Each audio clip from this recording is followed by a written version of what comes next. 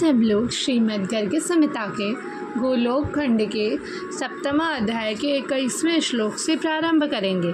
पिछली वीडियोस में हमने 20वें श्लोक तक समाप्त कर लिया था, जिसमें हम देख रहे थे कि कंस और काले वन में भयानक गदा युद्ध हुआ, लेकिन फिर भी कंस ने काले वन को मृतक तुल्य बना दिया, जिसके पश्चात बाणवर्षं प्रकुर्वन्तीं सेनां तां यवनस्य च गदया पोथयामास कंसो दैत्याधिपो बली।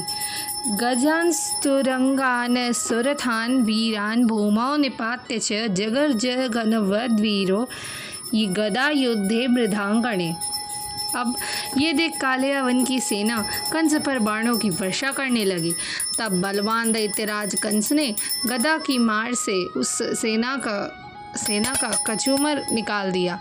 बहुत से हाथियों, घोड़ों, उत्तम रथों और वीरों को धराशायी करके गदा युद्ध करने वाला वीर कंस समरांगण में मेघ के समान गर्जना करने लगा। जैसे ही काले वन की सेना ने देखा कि उनके राजा को मृतक तुल्य बना दिया गया है, तो वो भी गए और कंस पे बाणों की वर्षा करने लगे, लेकिन कंस ने तुरंत ही उनका कचूमर निकाल दिया और उन सबको परास्त करके मेघ के समान गर्जना करने लगा। ततश्च दोद्रुवुम्र लेच्छास्त्यक्त्वा स्वं स्वं रणं परं भीतान् पलायितान् म्लेच्छान् जघानाथ नीतिमान्। उच्चपादो दीर्घजानुः स्तम्भोरुर लघिमा कटिः कपाटवक्षाः पीनांसः पुष्टः प्रांशुर्बृहद्भुजः पद्मनेत्रो बृहत्केशो अरुणवर्णो सिताम्बरः किरीटी कुण्डली हारी पद्ममाली लयारकरो।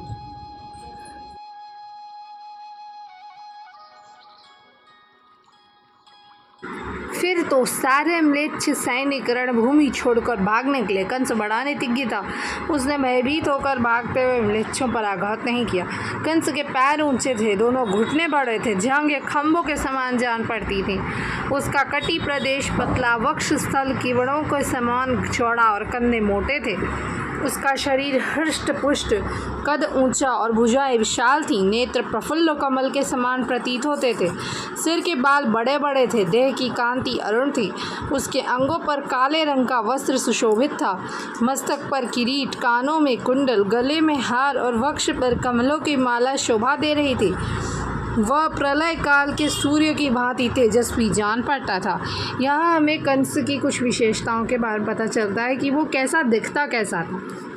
जिसके पश्चात खड्गी निशंगी कवची मत गराढ़्यो धनुर्धरः मदोत्कटो ययौ जेतुं देवान् कंसो अमरावतीम् चाणूर्मुष्टिकारिष्ट शलतो शलकेशिभिः प्रलम्बेन बकेनापि द्विवेदेन समावृतः तृणावर्ताघकुटैश्च भौमबाणाख्यशम्बरैः व्योमधेनुकवत्सैश्च रुरुधे सो अमरावतीम्। खड्ग, तुणीर, कवच और मृदगद आदि से संपन्न धनुर्धर एवं मदमत्त वीर कंस देवताओं को जीतने के लिए अमरावती पुरी पर जा चढ़ा।